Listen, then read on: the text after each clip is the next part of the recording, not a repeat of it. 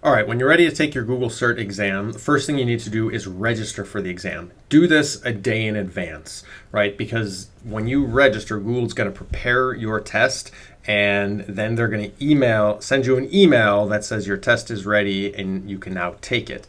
But that could take a little time. I've had it take anywhere from 10 minutes to, say 2 or 3 hours later that they've sent that. They say it could even take up to a couple of days for them to prepare and send the exam. I've never had it take that long. A couple hours is the longest it's taken. So in any event, do it a day in advance so that when you are ready to sit down and take it, you can just open your email, click the link for the exam and get going, right? So this is where you register on this page here. I gave you the link for this.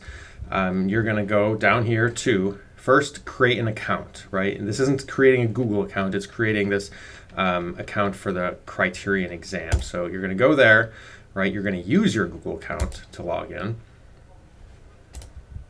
There we go. So you'll log in. Right, it's going to ask you for all of this information. So fill that out, right? And then save, and you'll proceed onwards. Why don't I go ahead and just use the account I already have so you can see. All right, so here I am. I've logged in, and this is a screen that you'll see then. And you can go up here to where it says register for an exam. Right, you are for educators, so click here. And then you're going to select, this is assuming you're going for the Google Certified Educator Level 1.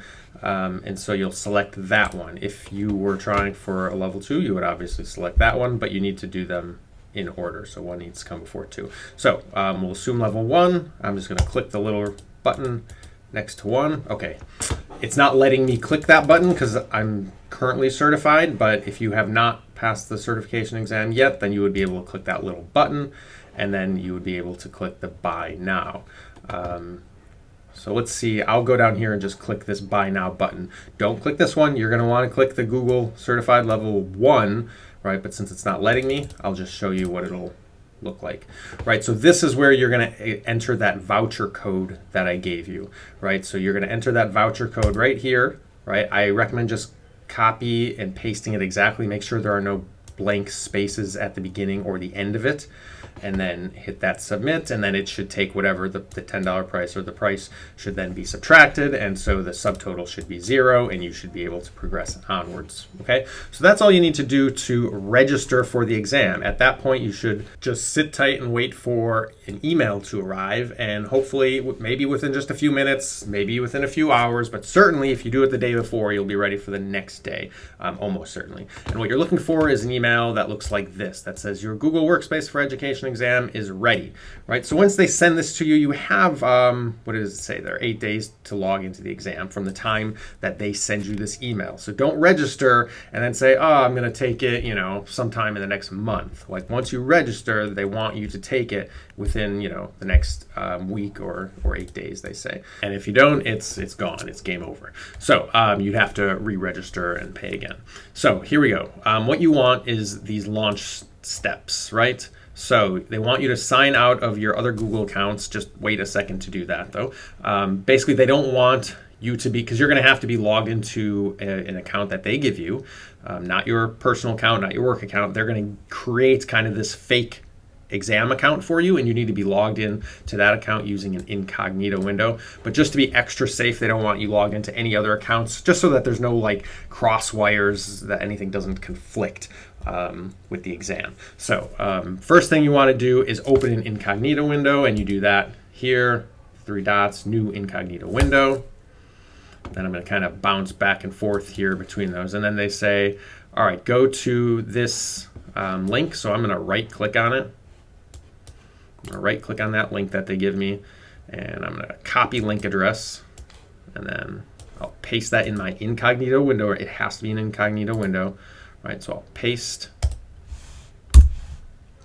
Now mine's probably not going to work because this is no longer an active link because I've already taken this. This is an old test. So, but basically it's going to take you to the same like Google screen that you're used to.